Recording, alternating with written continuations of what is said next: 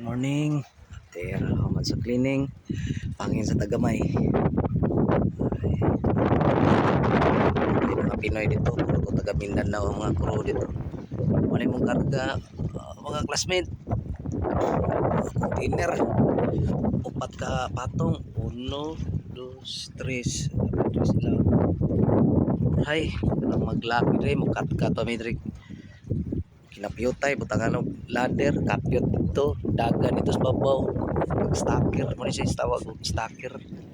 Sige, twist balak. Para baud-baud. Hindi siya mo yano og tumba.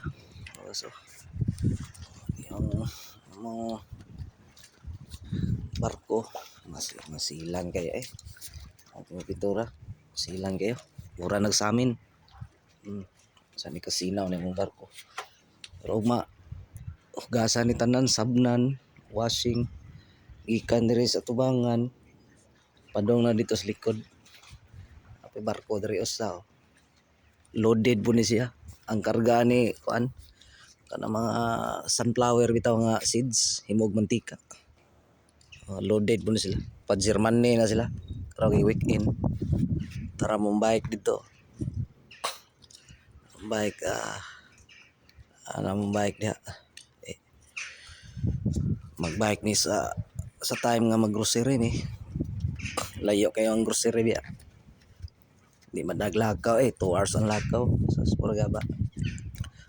Dito wheelhouse na sa laing barko. Manilang wheelhouse kana.